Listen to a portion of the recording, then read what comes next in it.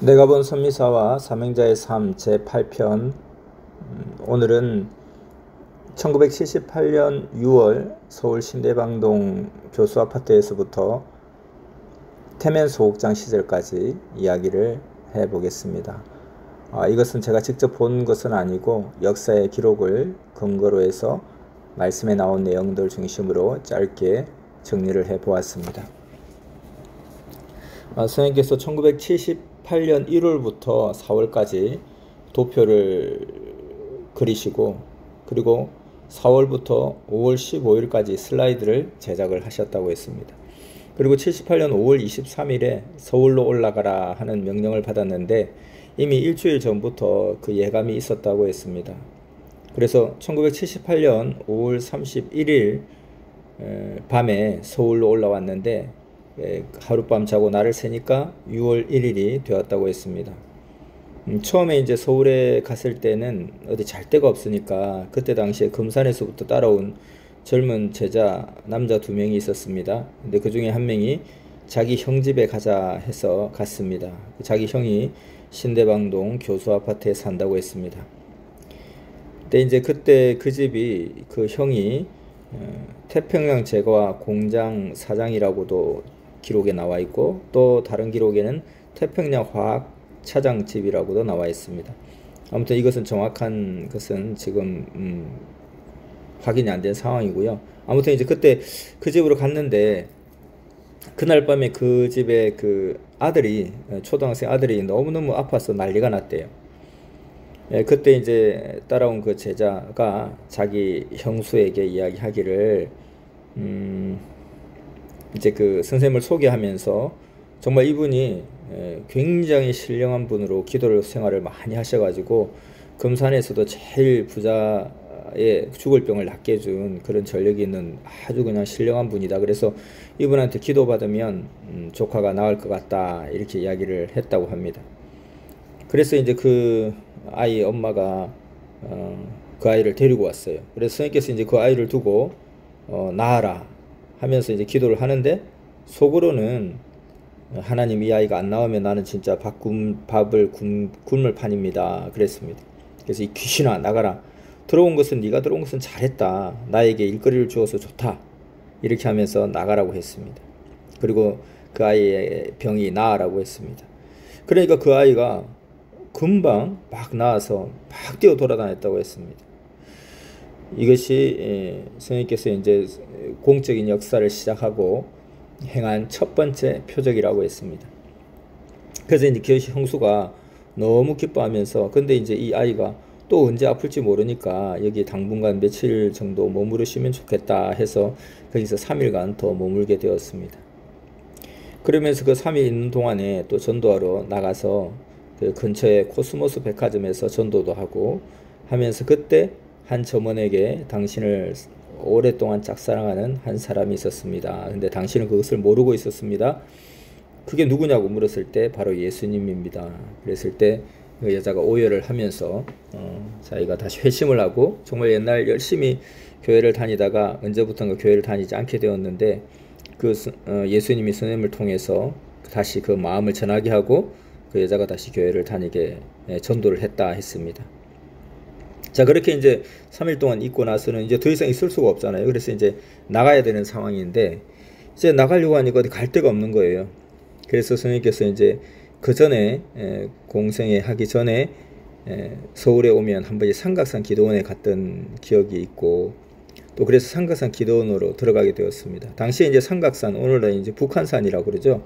그 삼각산 쪽에는 그 평창도 위쪽으로 기도원이 여러 개가 있었습니다. 그리고 그게 기도하러 다니는 사람들이 되게 많았고요. 그 중에 또 능력봉이라 하는 그 봉우리 주변에는 능력을 받고자 하는 많은 사람들이 와서 기도했다. 그래서 능력봉이라고 그러는데, 거기에 이제 기도원에 들어가게 됩니다. 근데 이제 기도원에 가도 거기도 이제 숙식을 하려면 돈을 내야 되는 그런 곳이잖아요. 그래서 거기에 들어가지는 못하고 주변을 둘러보니까 이제 그 기도원 건물 안이 아니라 그 주변의 산에 이제 기도하려고 사람들이 자리를 잡아 놓은 곳이 있는데, 어떤 곳은 이제 비닐 텐트를 쳐놓은 것도 막 있었대요. 근데 이제 거기 보니까 이 주중에는 이제 일을 하다가 주말에 와서 기도하려고 이제 주중에 비어 있는 그런 텐트가 있어서 거기 들어가서 또 유하기도 했다고 했습니다. 그래서 이제 공생에 나오면 뭔가 모든 것이 다 정말 기다리는 자들이 줄을 서 있을 거라고 그렇게 느끼고 또 예수님도 그렇게 말씀하신 것 같았는데 막상 나오니까 오갈 데가 없더라는 거예요. 그래서 그 비닐 텐트에서 머물면서 또 시간을 보내게 됩니다. 그러다가 이제 거기에서 여러 사람들을 만나게 되죠. 사연이 있는 많은 기도하러 오는 사람들과 대화도 하면서 그들의 문제도 풀어주고 기도해 주어서 또 그들이 고맙다고 사례를 하기도 하고 그러면서 약 그 2년 이상을 2년 가까이 거기에 거하게 됩니다. 그러면서 서울의 온갖 곳들을 다 다니게 되고요. 그래서 어떤 그 사연 있는 사람들마다 어떤 사람은 병을 낫게 해주니까 자기가 집을 하나 얻어주겠다, 방을 얻어주겠다 해서 방을 구해서 있다가 또 이제 그 방을 빼야 된다고 해서 방을 빼주고 다시 기도원 들어오기도 하고 또 어떤 사람은 자기가 교회에 이제 그 사찰 그 시험을 치는데 꼭 합격했으면 좋겠다 해서 기도해 주니까 합격을 했다고 너무 좋다고 하면서 여기 와서 같이 자도 된다고 해서 그 사찰 사무실에 가서 며칠 자기도 하고 그런 사연 있는 사람들과의 여러 사연을 통해서 서울 시내 곳곳을 안 다녀본 곳이 없다 할 정도로 많이 또 다녔고 그리고 80개 종파를 돌아보라 해서 여러 종교 교단도 다녀보기도 하고 그런 시간을 보내게 되었습니다. 그런 와중에 이제 같이 따라왔던 두 남자 제자들은 이런저런 핑계로 결국은 다 떠나버리게 되고 선생님 홀로 남게 되죠. 그래서 이제 그러다가 이제 또 먹을 것이 없을 때는 어떤 경우에는 그 기도원에서 운영하는 그 식당에 가보니까 그 식당의 주인 때문에 너무 골머리를 앓아 하더라는 거예요. 그래서 이 문제를 해결해 주면 내가 여기서 당분간은 밥을 얻어먹을 수 있겠다 해서 그 주인 문제를 내가 해결해 줄 테니까 그 밥은 주겠냐 하니까 그것만 해준다면 밥은 얼마든지 주겠다 해서 이제 그 주인 문제를 해결해 주기도 하고요. 그러다가 이제 한 번은 이제 서울 봉천동에 그 고모집이 있다는 것을 기억하게 됩니다. 그래서 이제 그 고모를 그 월명동에 있을 때 한번 찾아온 그 기억이 있었어요. 그래서 그때 고모를 봤지. 근데 봉천동에 있다고 했지. 라고 하면서 너무 배가 고파가지고 그냥 그 봉천동을 향해서 무작정 가게 됩니다. 근데 너무나 신기한 게 그 봉천동에서 그 봉천동에 이제 성은 김씨라는 것밖에 모르는데 찾았어요. 그래서 결국 이제 봉천동에 그러니까 고모부겠죠. 김아무개라고 하는 그 집을 찾았는데 그걸 신기하게 찾았다는 겁니다. 예수님께서 인도해 주셔서 찾은 거죠. 그래서 그때 당시에 이제 그 고모님이 있었고 또 이제 사촌 누나가 있었어요. 근데 이제 그분이 그때 기억하기를 깜짝 놀랐다는 거. 어떻게 이렇게 찾아왔냐 할 정도로. 그래서 그때 당시에 이제 와서 밥도 먹고 또 며칠을 거했는데 그런데 이제 날만 새면 전도하러 간다면서 어디로 막 다니다가 또 저녁이 되면 들어오고 그렇게 하다가 며칠 지났을 때 이제 또 전도하러 간다 그러더니만 그냥 그 길로 다시 돌아오지 않았다고 했습니다. 그래서 그러다가 최근에 몇 년 전에 정말 몇십 년 만에 다시 재회를 하게 되고 수소문에서 알게 되고 그래서 그 사촌 누님이 수료를 하게 됩니다.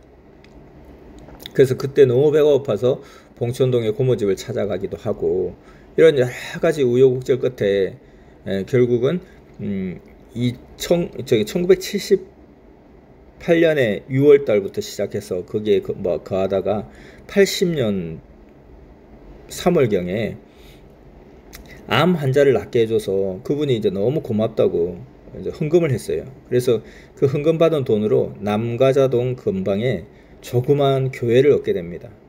그래서 그 전세금 500만 원을 가지고 조그마한 교회를 얻고 한 50명 정도 오게 되었다고 합니다. 이제 그때 사람들은 선생이 누구인지 전혀 공부를 안 했습니다. 그리고 선생은 이제 강대상 생활을 안 하고 그때 당시에 왔던 교인들 중에 신학교에 다니는 애들을 세워서 뒤에서 환상만 봐주고 영적인 것만 봐주고 그렇게 했다는 거예요. 그러다가 이제 그때 이제 난가자동 시절에 어떤 또 사연이 있었냐면은 한 청년이 새벽에 전화가 와가지고 선생님은 많은 사람들 위해서 이렇게 기도해주고 하는데 선생님 고민이 없냐, 고민이 있을 거 아니냐. 그래서 내가 고민이 어디 있냐, 고민이 없다 그랬는데 정말 고민이 없냐, 자기가 그걸 좀 해결해 주려고 한다. 근데 그때 문득 생각나는 게 며칠 전에 선생님 어머님이 전화가 와가지고 이제 그 선생님께서 월명동 갔다 와서 그 번 돈으로 지은 그 집, 월명동 집을 이제는 팔고 내가 서울로 큰형 집에 가려고 한다. 여기 나 혼자 이렇게 있고 하니까 너무 불편하고 힘들다. 근데 이제 너가 이 집을 지었으니까 너한테는 말을 하고 가야 될 것 같다. 그래서 너가 이것을 갖다가 보존하지 않으려고 하면 내가 이거 팔 거고, 너가 이것이 필요하면 이 집을 또 사라 해서 이제 그 얼마나 그걸 팔려고 하냐라고 했을 때 35만 원이라고 그랬습니다. 그래서 내가 사실은 시골 집이 한 저기 마당까지 해서 한 200평 되는 집이 있는데 그 집을 좀 내가 지금 엄마가 팔고 가려고 하는데 이것을 내가 지금 사야 되는 상황이다. 그래서 그 집이 얼마냐고 그러니까 35만 원이다. 그러니까 무슨 35만 원짜리 집이 다 있냐. 그래서 아무튼 뭐 그렇다. 그러니까 그 청년이 그 원래는 사실 정신병을 앓고 있었는데 선생님 기도해줘서 나았던 청년입니다. 그래서 자기가 400만 원을 주겠다는 거예요. 그래서 선생님께서 400만 원까지는 필요 없고 내가 한 35만 원 집값에다가 갔다 왔다 차비와 또 집에 갈 때 어머니 선물이라도 좀 살려면 한 38만 원이면 족하겠다. 그래서 38만 원을 받고 그 집을 사게 된 그것이 이때 남가자동 시절의 이야기입니다. 자, 그러다가 선생님께서 사명을 처음 이제 예수님께로부터 들은 것은 75년이었잖아요. 근데 75년 3월에 그 사명을 받으면서 너무 믿을 수가 없다, 믿기지가 않는다 해서 이제 그때 징표를 보여달라 하니까 앞으로 대통령이 죽는 날이 올 거다, 이렇게 이야기를 했어요. 그래서 당시만 해도 그때 박 대통령이 거의 종신제 대통령처럼 그렇게 인식이 되고 있었기 때문에 너무 좀 황당하게 들렸었어요. 그래서 진짜 그런 일이 일어난다면, 그런 믿기지 않는 일이 일어난다면 내 믿겠다 이렇게 했는데, 이때 당시에 이제 79년도에 이제 박정희 대통령 서거 소식이 나오면서 그때 이제 깜짝 놀라면서 사명을 인지하게 되었습니다. 이때가 이제 79년 11.6 때니까요. 그래서 79년 말 그리고 80년 초 이때 전후로 해서 남가자동과 함께 이제 진행되는 그런 상황이었습니다. 그러다가 80년 8월경에 이제 이곳에 있는 사람들은 사실은 선생님과 어떤 직접적인 선생님을 사명자로 모시고 하는 그런 상황이 아니었고, 또 그들의 다른 의도가 또 있었고, 그래서 여기는 다시 시작해야 되겠다, 결별을 해야 되겠다라고 생각을 하게 되는 여러 상황들이 생겼습니다. 그리고 그때 이제 시골로 농사 지으러 간다 하고 이제 그 길을 이제 빠져나오게 되는 것입니다. 근데 이제 왜 그랬냐면 그들도 그 신학생을 중심으로 그들이 이제 선생은 아무런 어떤 직책이 없고 신학교를 나온 것도 아니고 하니까 설교를 하거나 강대상에 서면 사람들이 이것을 인정을 잘 하지 않고 이상하게 생각한다. 그러니까 우리가 말씀을 전할 테니까 선생은 뒤에서 영적인 거 봐주고 기도해주고 그러시면 된다, 이런 차원이었어요. 그래서 시대 말씀을 막 전하고 하는 그런 상황들은 아니었던 거예요. 그러면서 사실은 그전에는 아직까지 사명을 정확하게 확인받지 않은 상황이었고, 이제 드디어 사명을 확인받게 되었고, 그리고 이제 본격적인 말씀, 새시대 말씀을 전해야 되는데 이미 이제 그런 구도는 아니었고, 그래서 결별을 해야 되겠다라고 이제 생각을 하게 된 것이죠. 그래서 그때 이제 어떻게 해야 될지 막 기도하고 있을 때 하나님이 감동이 주기를 신촌 근방으로 가라, 이대 앞으로 가라. 이대 앞으로 가면 젊은 청년들 한 50명 정도 모이는 곳이 있을 것이다. 그곳으로 내가 너를 인도해 줄 것이다, 그러시더라는 거예요. 그래서 그런데다가 그때 당시에 또 이제 2년여 동안 여기저기 연결돼서 많은 사람들 말씀을 전했는데 서울대 이제 문학 박사들한테 교수들한테 말씀을 전하게 된 계기가 되었대요. 그래서 그때 그들이 말씀을 듣고 너무 좋아하는데 이제 자기들이 하는 말이 이 좋은 말씀을 이제 우리는 이제 우리의 시대가 갔으니까 우리가 어떻게 할 수는 없다. 우리가 또 당신을 따라갈 수도 없다. 그런데 오늘날 젊은 대학생들한테 이러한 말씀을 전하면 그들은 정말 이 복음을 가지고 멋지게 역사를 펼칠 것 같다 라고 하면서 어디로 가야 됩니까? 어디에 가야 뭐 젊은이들이 많습니까? 라고 하니까 신촌으로 가면 대학생들이 많다 이런 이야기를 그때 또 했던 거예요. 그런데 다시 또 이런 음성을 듣다 보니까 그래 신촌으로 가야 되겠다 해서 이제 선생님께서는 이제 시골로 간다고 그렇게 이야기를 하고 난가자동 교회에서 나오게 됩니다. 그러면서 그때 이제 전세금을 다 받을 수가 없으니까 이제 그때 그 가용할 수 있는 돈 30만 원을 받아서 이제 신촌으로 오게 됩니다. 그것이 이제 1980년 8월의 이야기입니다. 이제 신촌에 와서 30만 원을 가지고 150집을 돌아다니다가 방 하나를 얻게 되었다고 했습니다. 근데 이대 정문 근처에 한복집, 한옥집이었습니다. 그 문간방 한 평 정도 되는 조그마한 방을 발견하고서 정말 이렇게 좋은 방이 어디 있단 말인가 하고 너무 고맙게 감사하게 생각하고 딱 그냥 전세금 30만 원에 월세 3만 원 이렇게 해서 그 집에 들어가게 됩니다. 이제 그 집은 할머니가 이제 혼자 살고 있더라는 거예요. 그래서 아들 하나가 있었는데 미국 시애틀에 공부하러 가서 너무 외로워서 항상 이렇게 아들 생각 때문에 울고 막 그러고 살고 있었는데 또 젊은 아들 같은 청년이 오니까 너무 좋다고 하면서 이제 그때 당시에 이제 반겨주었다고 합니다. 그때 이제 입주한 날이 토요일 날 이사를 들어가게 됐는데 그 이튿날 아침에 일어나 보니까 어디선가 이제 노래 소리가 막 들리더라는 거예요. 이제 젊은이들 노래 소리가 들려서 쭉 가보니까 한 100여 미터 정도 걸어가서 보니까 UBF라는 대학교 선교단체에서 또 파생된 SBF라는 선교단체가 있었는데 그 SBF 신촌 학사라는 그런 모임 장소였던 거예요.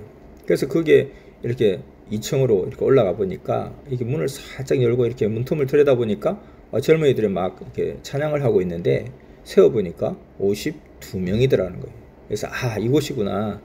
그래서 예수님이 말씀하신 신촌 이대 앞에 가면 한 50명 정도 젊은이들이 모인 곳이 있다. 한 곳이 바로 이곳이구나 해서 거기서부터 이제 전도를 하게 된 거예요. 그래서 이제 그 신촌역 앞에 이대 앞 신촌역 앞에서 선생님께서 007 가방을 들고 사진 찍은 그 장면이 80년 8월 달에 사진이에요. 그러니까 실질적으로 이제 신촌에서부터 섭리 역사가 본격적으로 시작되었다 이렇게 말할 수가 있죠.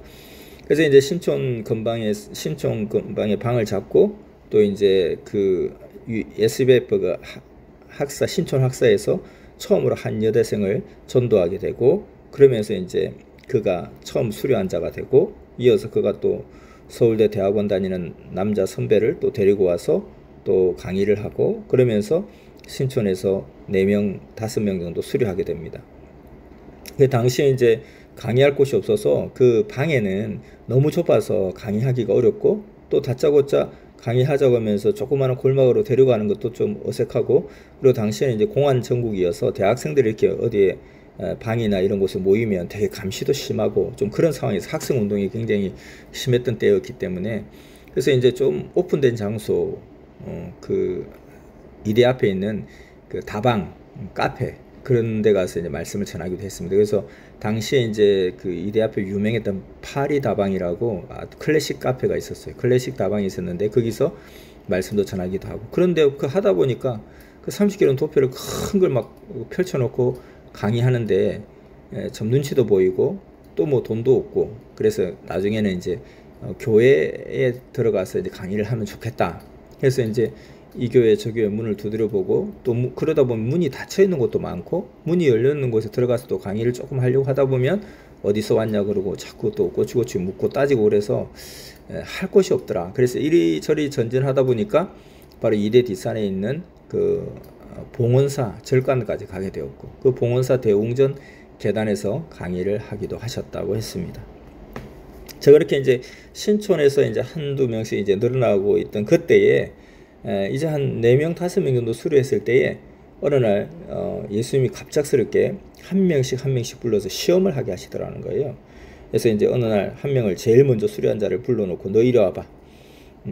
그러면서 그때부터 예수님이 선생님 입을 통해서 막 말씀하시는데 사실은 내가 시골에서 농사를 짓다가 결혼도 했고 그리고 자녀도 있고 그렇게 농사일을 하다 보니까 너무 힘들어가지고 그냥 가출을 해서 여기저기 밥 빌어먹고 이렇게 전전하다 보니까 기도원에 많이 머물게 되었고 기도원에서 이런저런 이야기 듣다가 그것을 조합하고 이렇게 그냥 짜집기 해서 이렇게 와서 이렇게 우연히 말씀을 전하다 보니까 너무 좋아하고 또 다른 사람 데려오고 또 다른 사람 데려오고 와서 자꾸 일이 이제 커지게 되더라.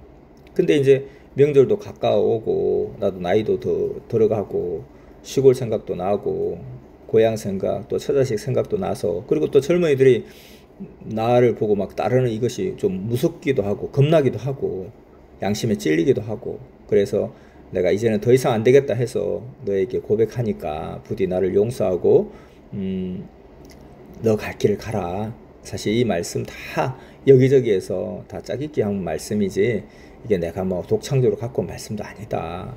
이렇게 이야기를 했어요. 그래서 이 자리에서 결정을 빨리 해라. 나도 빨리 정리하고 지금 고속버스 터미널로 가서 고향을 가려고 한다. 부디 나를 용서하고 내 고향에 가을에 감이 많이 열리니까 한 번씩 생각나면 감 따먹으러 오면 내가 잘 대접하겠다.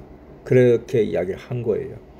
그래서 이제 어렵게 2년 2개월 만에 처음 전도를 해가지고 역사에 이제 거루터기를 지금 만들었는데 이 사람들이 여기에 시험에 넘어가면 어떻게 하지? 너무너무 마음으로 막 그냥 긴장이 되고 떨리기도 하고 이렇게까지 꼭 해야 되나? 얘가 꼭 시험에 넘어가면 안 되는데 그런 생각이 있었지만 예수님은 절대로 그냥 조금도 양보하지 않고 아주 강력하게 아주 그냥 세게 그렇게 시험을 하시더라는 거예요. 그래서 이제 그렇게 해서 다행히 첫 번째 제자가 그걸 통과를 했습니다. 이제 두 번째 제자가 왔는데 너 저리 가 있고 걔 들어오라 그래. 근데 이제 이 사람은 그날 이제 서울대 대학원을 다니면서 전도를 하는데 이 말씀을 듣던 사람이 막 지금 이단이라고 하면서 막 되게 막 과민 반응을 보이더라는 거예요. 그래서 아니 이제 선미사가 이제 막 펼쳐지고 있는데 뭘 우리가 유명하다고 벌써 나보고 이단이네 마네 막 그런 소리를 하지? 이렇게 해서 좀 힘이 쭉 빠져서 왔는데 갑작스럽게 따로 심각하게 부르더니만 사실은 내가 시골에서 처자식도 있고 농사 짓다가 힘들어서 가출도 했고 이 말씀은 다 어디서 들은 것이고 그래서 사실은 내가 그동안 좀 속인 것이고 지금 빨리 이 자리에서 결정해라. 나도 빨리 마음 편하게 가야 되니까 용서해달라 하고 그러니까 얼마나 막 답답하고 막 눈물이 나려고 하더라는 거예요. 그래서 그런데 그 사람도 역시 정말 이 말씀이 진리가 아니라면 도대체 어떤 말씀이 진리라는 것입니까? 나는 뭐 결혼을 했든 말았든 처자식이 있든 없든 그게 중요한 게 이것이 진리라는 것만은 확실하니까 나는 그래도 따르겠습니다. 해서 다행히 거기에 있던 4명이 다 통과를 했다고 했습니다. 그러면서 이와 같이 잘했다 이렇게 또 칭찬도 하시고 이제 섭리 역사를 이제 펼 수 있겠다. 왜 이렇게까지 시험을 하시냐 했을 때 천년 역사의 주축도를 삼으려면 튼튼하지 않으면 안 되기 때문에 결국은 우리 다 무너지기 때문에 역사의 탑이 무너지기 때문에 이렇게 정말 강력하고 튼튼한 돌이 아니면 주축도를 삼을 수 없다. 그래서 이 섭리 역사의 길을 오는 모든 사람들은 이와 같이 자기의 상황에 맞게 그 시대에 맞게 다양한 이러한 시험을 늘 하나님이 하신다는 거죠. 예수님 때도 타작마당에서 키즈를 한다고 했잖아요. 그래서 알곡과 죽정이를 가른다고 했습니다. 굳이 왜 그렇게 갈라야 하나 하지만 알곡만 남게 하기 위해서 그렇게 하는 것이다 했습니다. 그 타작마당에 바람은 누가 불게 합니까? 하나님이 불게 하신다는 거예요. 키즈를 누가 합니까? 하나님이 하시는 거예요. 흑암마귀 사탄이 환난과 시험과 핍박을 주는 것이 아니라 하나님의 시험일 수도 있다 하는 것입니다. 자, 이렇게 하면서 이제 신촌 시절을 지나가게 되고요. 그러다가 이제 사람이 자꾸 늘어나는데 그 너무 좁잖아요. 그래서 그 8월 달에 이제 신촌 그 작은 문간방에 입주하게 되는데 11월 달 즈음에 저기 정릉에 있는 어떤 절의 스님하고 알게 되었는데 그 스님이 이야기하기를 자기가 저 정릉 근처 삼성교 부근에 건물을 하나 사놨는데 그것이 이제 철거 예정이라는 거예요. 근데 이제 철거하기 전까지는 다른 용도로 쓰기 위해서 철거하기 전까지는 거기에 하고 싶으면 사용해도 좋다라고 해서 그 스님의 제안을 받고 그곳에 가보니까 일제시대 때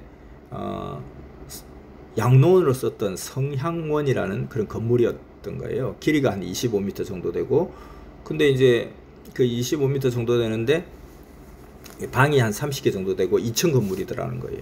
근데 이제 그 30개 건물 중에 쓸만한 데를 찾아보니까 방 2개 정도가 딱 쓸만하더라는 거예요. 그래서 하나는 성전으로 쓰고 하나는 내 생활 공간으로 써야 되겠다 해서 이제 거기를 신촌에서 삼성까지 한 달을 왔다 갔다 하면서 계속해서 이제 정비를 하고 다듬고 하다가 12월 초에 이제 드디어 이사를 하기로 하고 제자들을 불러서 내가 큰 정말 좋은 그런 마당도 있는 좋은 성전을 하나님이 주셨다라고 해서 아주 신나게 이제 제자들을 데리고 그곳으로 갔습니다. 근데 이제 제자들은 선생님 말과 달리 딱 봤을 때는 다 허물어져가는 그런 폐허 건물이었던 것에 깜짝 놀랐고, 선생님은 또 너무너무 막 환희에 감격에 차 있는 모습에 또 깜짝 놀랐고, 또 이런 입장이었다고 했습니다. 그래서 이제 그 30만원 신촌 방의 보증금에서 이제 그동안에 월세를 내지 못했던, 월세가 3만원이었는데 월세와 그다음 공과금 내지 못해가지고 이것저것 정리하니까 한 10만원 정도 남았더래요. 그래서 그 10만원 가지고 도배도 하고 이리저리 단장을 해서 삼성교에 입주를 하게 됩니다. 그것이 이제 80년 12월이죠. 그래서 이제 그 삼성교를 이제 얻게 되고요. 그 삼성교에서 이제 많은 역사가 이제 불같이 일어나게 됩니다. 그래서 이제 그곳 가운데 있을 때는 그곳에 갈 때 스님이 이제 어떤 꿈을 꾸었는데, 어떤 큰 묵시의 꿈을 꿨습니다. 꿈을 꾸었는데 큰 절벽이 있고 그 앞에 물이 흐르고 있었대요. 근데 그 절벽을 불도저로 막 깎는 거예요. 근데 마치 대패로 나무를 밀듯이 그렇게 깎고 있더라는 거예요. 근데 절벽의 그 암벽이 마치 그냥 그 대패로 밀듯이 불도저에 막 밀리는데 그 두께가 손가락 마디쯤 그렇게 바위가 막 오히려 삭삭 갈리고 밀리고 있는 거예요. 그렇게 미니까 평평한 반석이 되더라는 겁니다. 거기에다가 선생님이 운영하는 교회를 짓는다 하는 그런 감동이 왔습니다. 그때 이제 음성이 들리기를 반석 위에 교회를 세우리니 영원하리라 하는 그 음성을 듣고 이 삼성교로 옮기게 되었다고 했습니다. 이제 삼성교에 이제 갔는데 뭐 강의하다가 쓰러지기도 하고, 뭐 각자 우리 그때 학생들이 많이 이제 전도가 됐는데, 학생들은 다 집에서 자기가 밥을 먹고 오지만 선생님은 그곳에 있으면서 뭐 라면 먹는 게 다였다는 거예요. 그래서 그 라면 먹으면서 강의를 하다 보니까 힘이 없어서 강의하다 쓰러지기도 했다는 거예요. 근데 그 중에 이제 제자 하나가 쌀 한 마리가 닭 한 마리를 가져와서 그것을 몸보신 하기도 하고, 너무 추워서 겨울에 떨고 있는데 담요 장사를 하다가 망했다면서 담요 2장을 장년부가 가져와서 그것을 또 듣고 그런 추위를 이기기도 하고, 그래서 이제 그 장년부는 사업이 망해서 빚을 졌는데 어떻게 하면 좋겠냐 해서 선생님이 이제 기도해 주면서 코치해 주어서 배지밀 대리점을 해서 크게 다시 일어나게 되었다고 했습니다. 근데 이제 그곳에 있으면서 한 번은 누가 이제 그 소고기 2근을 신문지에 싸서 가져왔대요. 그 옛날에는 이제 고기를 막 신문지에 싸서 이렇게 막 보관하고 팔고 그랬거든요. 그러니까 이제 그 소고기 2근을 받고 너무 막 기뻐서 내가 몇 년 만에 소고기 구경을 하게 되었구나 해서 이제 물을 끓이고, 선반 위에 그 물을 끓이고 이제 제자들이 오면, 학생들이 오면 같이 먹어야지 하고 이제 선반 위에 고기를 놔두고 잠시 물을 끓이러 나갔는데 와 보니까 그 고기가 싹 없어진 거예요. 그래서 아무리 찾아도 한 뼘 되는 구멍밖에, 찬장에 구멍밖에 안 보이는 거예요. 그래서 기도를 많이 했는데 느낌이 오기를 고양이가 가져갔다는 느낌이 들더라는 거예요. 그 물을 끓이는 도중에 그냥 싹 그냥 고양이가 와서 그새 가져가 버린 거예요. 나가 보니까 피 묻은 그 신문지만 남아있고 고기는 없는 거예요. 그래서 그 고양이 좀 만나게 해달라고 철학기도를 했다는 겁니다. 그랬더니만 다음날 그 고양이가 또 먹을 것이 없나 하고 그 고양이가 찾아왔더래요. 그래서 그 고양이가 딱 맞닥뜨리고 저놈이구나 생각하고 한쪽 복도 문을 잠그고 계속 쫓았다는 것입니다. 그래서 막 정말 지치도록 쫓아서 결국은 그 고양이를 잡고 또 다시는 그런 짓 하지 말라고 기도해주고 풀어주었다고 했습니다. 그리고 그 이후에는 못을 가져가는 일이 전혀 없었다고 그랬어요. 뭐 이런 여러 가지 이제 우여곡절도 많이 있었고요.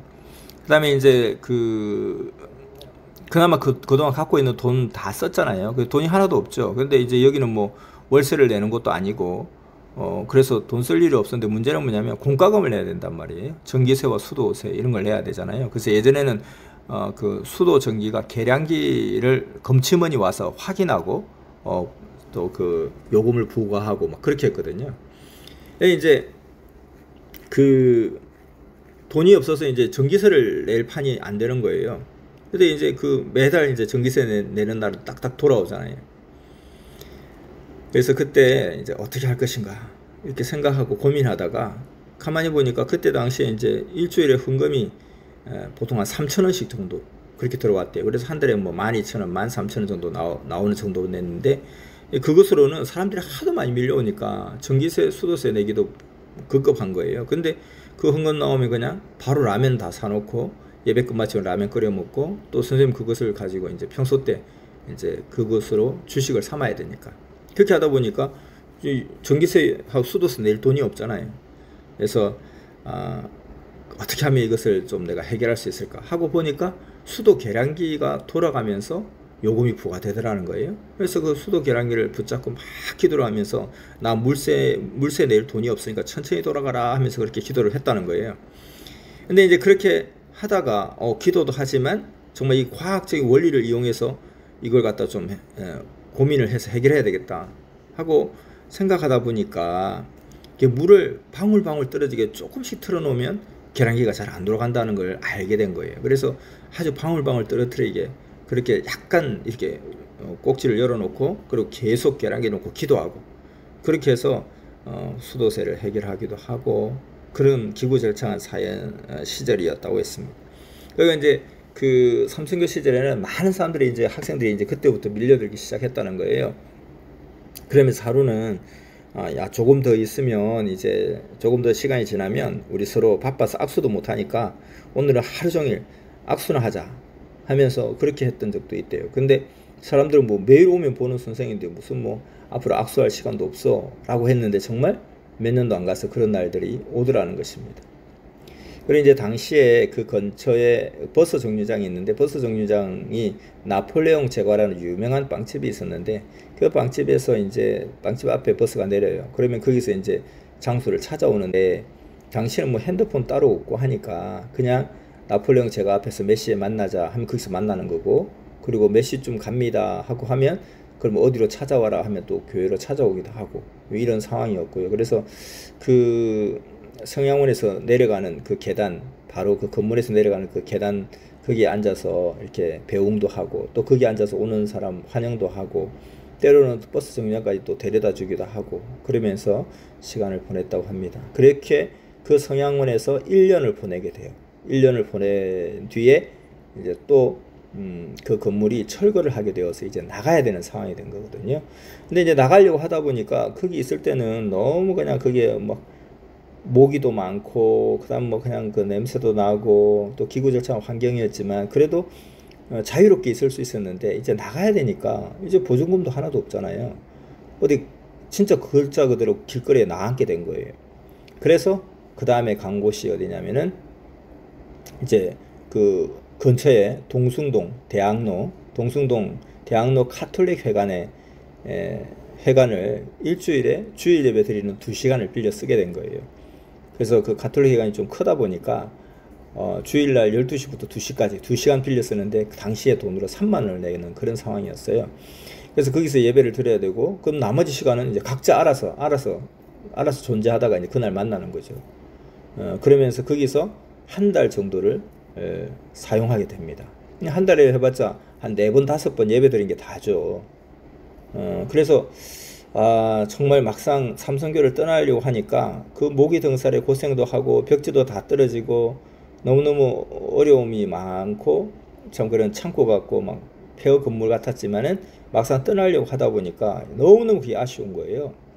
이제는 어떻게 하나 그러다가 이제 거기 가서 이제 예배를 드리게 되고 그 다음에 이제 그러다가 한 달 정도 지났을 때 그 명동에 명보극장에서 운영하는 태면 소극장 그 지하에 있는 그 연극 소극장 태면 소극장을 또 이제 빌려서 예배를 드리게 돼요. 이제 그거는 이제 거기는 연극 연극하는 사람들 공연하는 데 있어서 이렇게 보면은 지라시도 돌리고 전단지도 붙이고 벽보도 붙이고 하잖아요. 그걸 해주면 주일날 자기들이 연습 안 하는 시간에 예배 한 2시간 드릴 수 있게 해주겠다. 이렇게 해서 이제 거기에서 한 4개월 정도 머무르게 되는 거죠. 그래서 태면 소극장 시절로 다시 또 넘어가게 됩니다. 그래서 이 태면 소극장 시절에는 이제 어떤 특징이 있었냐면 거기서는 정말 그 주일 말씀을 주일 예배를 한 8시간, 9시간, 10시간씩 막 하고 그랬대요.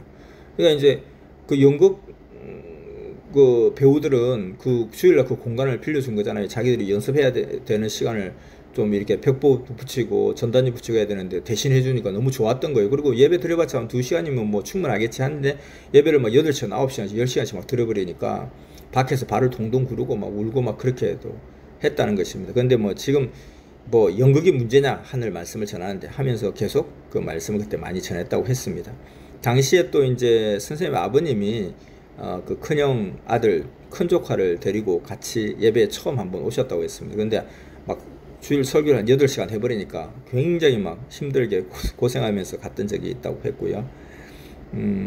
그리고 이제 당시에 그 성신여대 교수이자 또 우리나라의 그 미술계의 굉장히 거목이었던 표성현 교수님을 성신여대 학생이 전도를 하게 됩니다. 그래서 그분이 오셔가지고 술을 하게, 당시에 그 표성현 교수님이 그냥 그 당시에 그 자가용 세단, 아주 그 좋은 세단, 그 마크 5라는 까만색 세단을 또 사주셔가지고 선생님께서 예수님 영인체 사진을 차 뒤에 뒤쪽 유리에 붙이고 다니시면서 이제 처음으로 이제 그런 일들도 있게 되고요.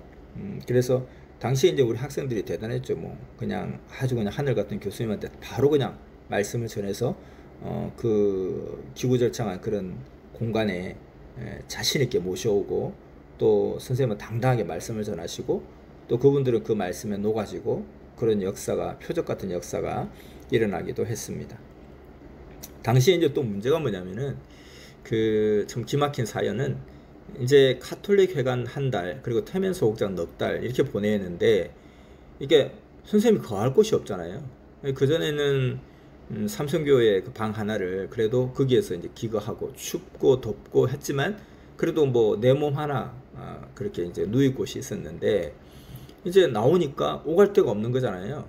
그래서 일주일에 한 번 예배 시간에 흩어졌던 형제들이 얼굴 보고 모이고, 그러니 선생님 이제 매일매일 어디서 자느냐, 이게 이제 매일매일 이제 숙제인 거예요. 그래서 그것을 거의 태면 소극장 후반부 정도까지 했으니까 한 서너 달을 그렇게 매일매일 어디서 자야 되나 고민하면서, 안 그러면 길에서 잘 수밖에 없고 노숙할 수밖에 없는 상황인 거예요. 그래서 제자들도 자기 부모님하고 본가에 같이 살면 그 집에 못 가는 거고, 또 하숙하는 사람들은 또 혼자 사는 게 아니니까 계속 하기도 어렵고, 그러면서 결국은 이제 이 집 저 집 전전하면서 오늘은 어느 집 가나, 그리고 또 가도 그냥 또 시간 되면 또 가야 되는 상황이 되면 좀 서로 난감하니까 말씀을 깊이 전해가지고 이 사람이 이제 거의 막차 시간이 지날 때까지 시간을 의식하지 못하게, 그래서 말씀을 깊이 전해서 이미 막차 시간을 놓치게 되면 막차가 끊어졌으니까 이제 오늘 여기서 자야 되겠다, 이제 선생님 여기서 이제 이런 식이 되는 거죠. 그래서 그런 시간들을 참 기고절창하게 보내던 그런 시기가 이 가톨릭 소극장, 가톨릭 회관 그리고 태면 소극장 시절이었다고 합니다. 그래서 이제 태면 소극장에서 4개월 정도 있고 나서 이제 처음으로 섭리역사 처음으로 이렇게 교회 성전을 전세로 얻게 됩니다. 그것이 바로 영동 지하실 시절로 전환이 되게 됩니다. 이 이야기는 다음 시간에 하도록 하겠습니다. 자, 여기까지 신대방동 교수아파트 78년도 6월 1일부터 태면 소극장 시절까지 사연들을 간략하게 짚어보았습니다.